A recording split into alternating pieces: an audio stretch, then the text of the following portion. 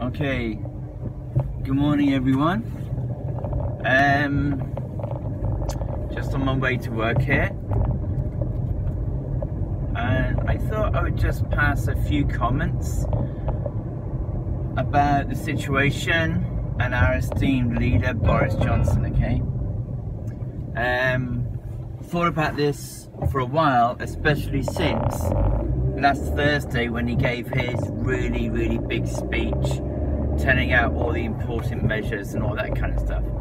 So let's just have a quick look. First of all, first part of the speech, he said some of you will lose loved ones before their time. Okay, that's reassuring. And then the first three bits of actions that came out of his mouth were: number one, if you're feeling sick, stay at home. What?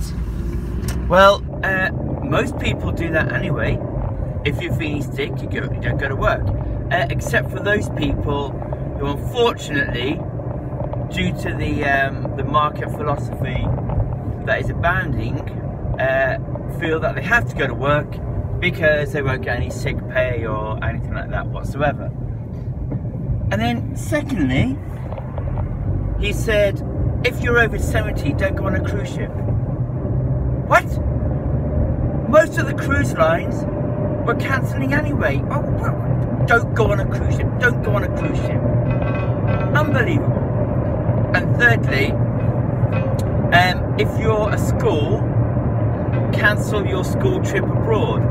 Well, to my knowledge, at that time of year, most schools are planning ski trips and they're going to Italy, which was effectively in lockdown.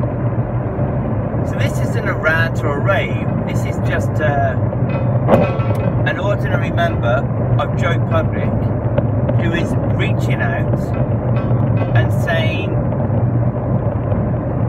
Boris, guess what? The people are scared. The people are concerned.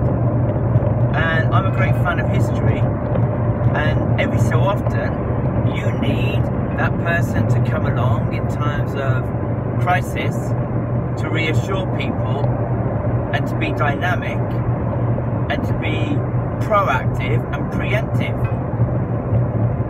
And Boris, that just is not you. Winston Churchill, Second World War. Absolutely horrible politician domestically because he was too far right and all that kind of stuff. But for the Second World War, he was the right person at the right time. He just really was, you know? Everything, all the speeches and everything like that. You, Boris, are not. And it's like, this morning I decided to put this on video because at the end of the day, wake up this morning and I'm concerned. All around the world, I see drastic measures by countries all over the world.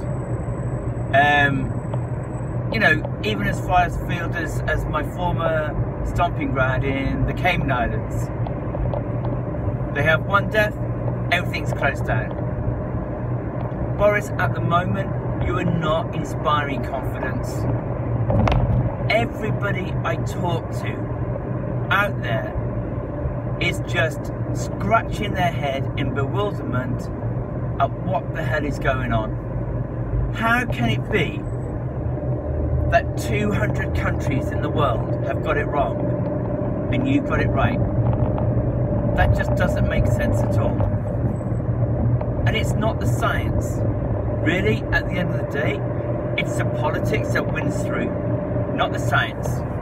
China, okay, took them a couple of weeks to get started.